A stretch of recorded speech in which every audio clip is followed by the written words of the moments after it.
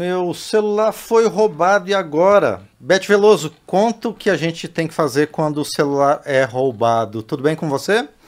Bom dia, Márcio. Bom dia a todos os ouvintes e quem está no YouTube acompanhando a gente. A vida moderna se divide entre antes e depois do celular. Cada vez mais a gente confia tudo nesse dispositivo que está nas nossas mãos e que controla, na verdade, a nossa vida. A realidade mostra, no entanto, Márcio, que uma senha não é suficiente para dar a segurança que a gente precisa no mundo com tanta informação condensada em forma de tecnologia. Quando esse aparelho cai em mãos erradas, pode ser um absoluto desastre, Márcio. E eu trouxe esse tema porque isso acaba de acontecer comigo. Acessar a sua conta de eGov, a sua conta de e-mail, a sua carteira eletrônica, todos os seus dados da vacina, por exemplo, as suas contas bancárias, que tem a possibilidade de onde a pessoa pode fazer um Pix, um TED, uma transferência imediata, um empréstimo, um consignado, ou mesmo uma passagem, uma compra imediata de uma passagem. São tantas coisas que estão num dispositivo que a gente acaba confiando nele de uma maneira tão cega, achando que está tudo bem, porque o tempo todo a gente está na mão. Você sabe que no meu caso, Márcio, eu cheguei a desenvolver uma espécie de toque. Todo o tempo eu estou buscando o meu celular, porque ele é quase inseparável.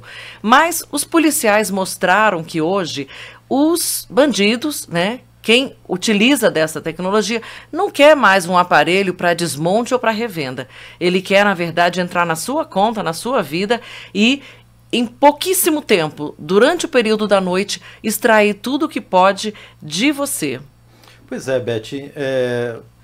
Parece que surgiu no Brasil uma nova especialidade, né, nesse crime, a partir disso que você falou. A gente estava conversando antes, você falou que em São Paulo, por exemplo, em 66% dos crimes de roubo de celular, o bandido, na verdade, só quer o celular, não procura outra coisa da vítima, mas não por conta do aparelho em si, né? Mas justamente para extrair esses dados dos aplicativos, para ter acesso a senhas, a documentos. O que você fez? O que você, por exemplo, fez assim que o seu celular foi extraviado, foi roubado?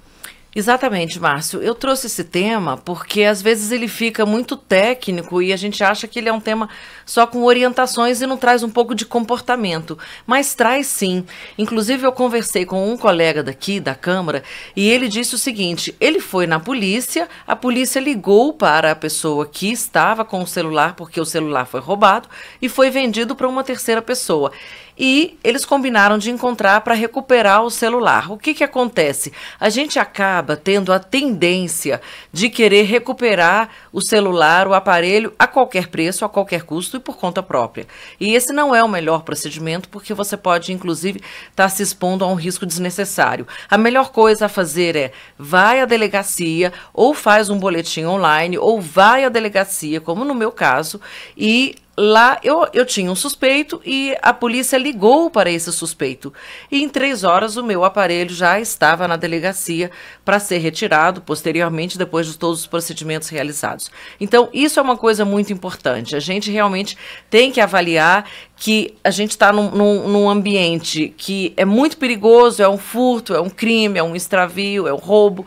Portanto, essa pessoa, ela sabe exatamente o que está fazendo, faz parte de uma organização.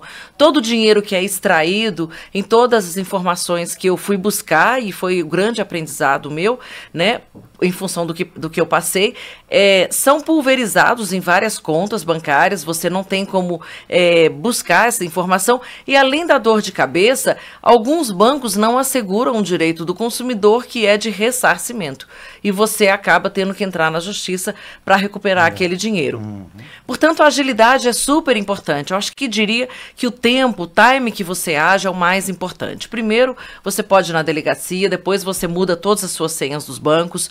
Em terceiro lugar, você fala com a sua operadora, tem inclusive um cadastro de bloqueio do e-mail, mas a própria delegacia também pode fazer esse bloqueio. E a precaução, né? Eu acho que esse aspecto é fundamental, Márcio. Usar senhas fortes, não usar senhas sequenciais, né? Usar sempre que disponível biometria, ativar no próprio aparelho aquele dispositivo que é encontrar o meu telefone. Na verdade, eu acho que esse, no meu caso, que eu não tinha esse mecanismo ativado, foi o mais importante, né? Você realmente tá com esse aparelho que ele pode ser traqueado. As operadoras, tanto no Android, tanto quanto no iOS, permitem que você bloqueie o telefone remotamente. Portanto, ele vira absolutamente um souvenir. É impressionante, né, o nível de segurança e de controle que você adquire ali, porque simplesmente você tem a possibilidade ainda de escrever aparelho extraviado, aparelho perdido ou aparelho furtado e procure a polícia, devolva numa delegacia policial. Qualquer pessoa que tente usar esse aparelho, ele vai receber imediatamente, ele vai abrir essa tela automaticamente. Portanto, eu conversei com o Nilo Pasquale, que é o superintendente de planejamento e regulação da Anatel, que gentilmente nos deu essa entrevista, e ele explica a importância de alguns desses passos, né? Por exemplo, a questão do registro na delegacia. Esse tempo, como eu falei, é fundamental. Vamos ouvir então o Nilo Pasquale. O ideal é você buscar uma delegacia de polícia, né? Fazer um boletim de ocorrência com relação a esse roubo, esse furto. Né? Muitas delegacias do país já oferecem esse recurso de forma online, né? Então você não precisa ir presencialmente numa delegacia, você pode fazer isso via internet mesmo. E você vai solicitar nesse boletim de ocorrência o bloqueio do terminal. Então você não precisa saber aquele e-mail, né, aquele código que vincula o terminal, né, como se fosse o chassi do celular. Hoje o sistema ele já descobre para você qual que é esse e-mail se você simplesmente passar o número da linha, né, o seu número de telefone mesmo. Então, informando o número de telefone, informando quando que foi essa perda, esse furto, o sistema já vai descobrir e vai proceder ao bloqueio se você solicitar isso para a polícia. O que esse bloqueio faz? Ele faz com que o aparelho não funcione nas redes do Brasil mais, mas não funcione na parte celular, né? Então, os aparelhos hoje, os smartphones, eles todos têm a parte Wi-Fi deles ainda, então eles ainda vão conectar em redes Wi-Fi, por exemplo. Pois é, então é mais complexo do que isso, não é, Beth? Porque ainda funciona o Wi-Fi, por mais que o chip esteja bloqueado. Então, o que fazer? Pois é, Márcio, a gente está falando de 3 dimensões. O uso na rede celular, porque alguém pode usar o seu chip para aplicar golpes, pode usar o número do seu telefone para entrar nos cadastros, né, nos registros de cadastros que existem na internet e usar o seu CPF, acessar todos os seus dados, aplicar golpes usando, por exemplo, a sua data de nascimento. Ela vai ter acesso a todas as suas informações. A segunda dimensão que a gente falou é o uso do Wi-Fi, das redes do Wi-Fi, para aplicar uma série de golpes, inclusive quando o seu chip estiver bloqueado. E a terceira dimensão é o próprio aparelho e o acesso a vários dispositivos. Inclusive, nas informações que eu acessei, acontece, por exemplo, das pessoas quebrarem, Márcio, o vidro do carro, pegarem o celular, capturarem o celular, quando ele ainda está com a tela desbloqueada, porque hoje a biometria, por exemplo, ela impede muito o acesso, ele é um mecanismo muito forte de segurança. Só que muitas vezes o próprio usuário do aparelho usa a biometria, mas costuma anotar as senhas no bloco de notas do aparelho. Portanto, quer dizer, é totalmente não recomendado fazer isso, porque é completamente acessível a partir do momento que a pessoa já está com o acesso ao celular. E, portanto, ouvindo de novo o Nilo Pasquale, né, o segundo passo, que é o que a gente conversou aqui, que é o bloqueio do aparelho propriamente dito, para ele explicar um pouquinho melhor como é que isso funciona. Uma segunda dica importante numa situação dessa é o usuário fazer o bloqueio do terminal em si pelos seus aplicativos. Tanto o sistema Android, que é a maioria dos aparelhos, quanto o sistema iOS, que é o da Apple, né, dos iPhones, eles têm uma funcionalidade que você pode buscar o aparelho e bloqueá-lo. E aí, nessa condição, você consegue bloquear todas as funções do aparelho também. Como a gente tem, a nossa vida essencialmente está dentro do aparelho, né, onde tem as aplicações de banco, as aplicações de tudo que a gente faz no dia a dia. Ter o aparelho bloqueado, né, quando a gente não está podendo mais acessá-lo, eu acho que é bastante importante. E isso é uma segunda dica que todos devem seguir quando tiverem nessa situação. O site da Anatel, ele dá essas dicas todas, fala um pouco como que tudo isso funciona, até para ajudar. Então, numa situação dessa, o recomendável é sempre entrar em contato, registrar um boletim de ocorrência, entrar em contato com a sua prestadora.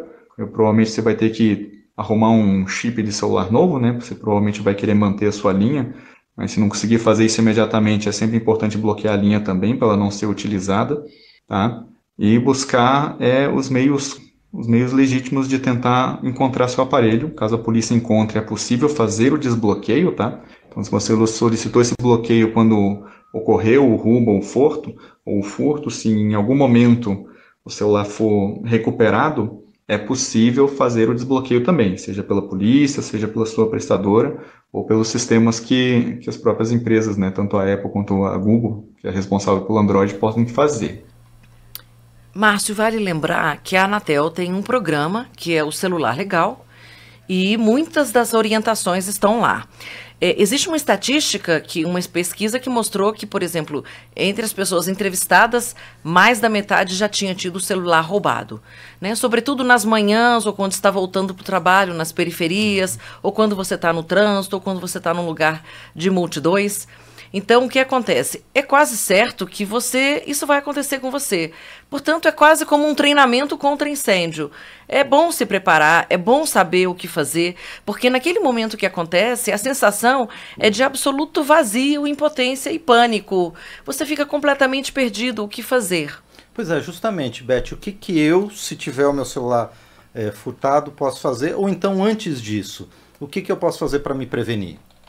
Exatamente, eu acho que a gente precisa, primeiro, a Anatel tem feito, junto com as operadoras, né, junto com as secretarias de segurança pública, esse trabalho intensivo, já que a gente sabe que hoje, digamos, esse é o crime queridinho dos ladrões, né, é o crime que maior retorno dá em tão pouco tempo e com tão pouco esforço, né. Eu, por exemplo, tinha a sensação, Márcio, pelo fato de ter um telefone que era rastreável, que os ladrões não iam optar por esse telefone, mas como eles usam e fazem benefício e cometem um crime muito rapidamente, em poucas horas, né? Por isso que os Pix são bloqueados durante a madrugada, limita o valor do Pix, acaba que, sim, mesmo os celulares rastreáveis são, sim, alvo dos bandidos. E, portanto, eu acho que o princípio da precaução, né? Prevenir ainda é o melhor remédio. Você, se tiver com o celular em casa, guarda em algum lugar, guarda num lugar que ele esteja protegido, né? Procure se informar, né? Como, por exemplo, você vai num toalete, você vai num restaurante, você vai se servir, você leva o celular o tempo todo com você, estar em lugares com multidões, como eu falei. Portanto, como diz, né, pra gente finalizar, o Nilo Pasquale, existe realmente um paradoxo. O celular, o nome dele é mobilidade, mas a gente tem que acabar tendo uma atitude mais conservadora, como recomenda o Nilo Pasquale, atualmente em nome da segurança, até que tudo isso seja resolvido de uma melhor maneira em termos da violência que a gente vive no país.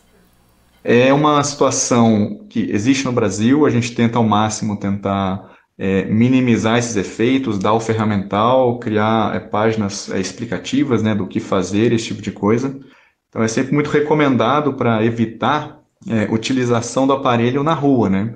Por exemplo, isso é uma recomendação que a própria polícia dá, né? Se você tem que atender uma ligação ou algo nesse sentido e você estiver na rua, tenta entrar em algum estabelecimento comercial ou em algum lugar antes de fazer esse atendimento, né? Para tentar minimizar um pouco essas possibilidades de ser abordado, de ter o celular roubado ou furtado. Então, você vê, Márcio, isso é uma recomendação da Anatel. Né? Acho que a gente tem que ser realmente, às vezes, um pouco pragmático.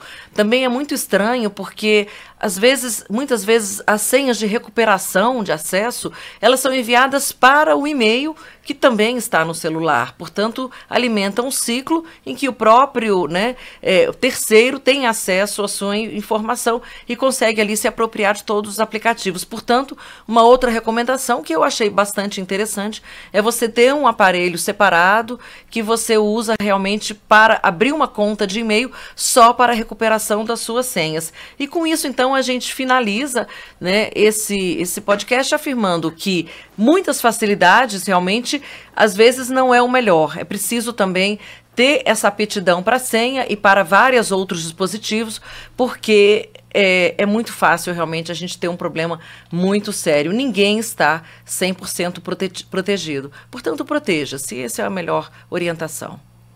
Perfeito, Beth. Obrigado mais uma vez. Essas dicas são muito importantes porque, como você falou no começo, o celular é quase uma extensão da nossa vida, né? Uma extensão do nosso corpo, a gente não vive mais sem.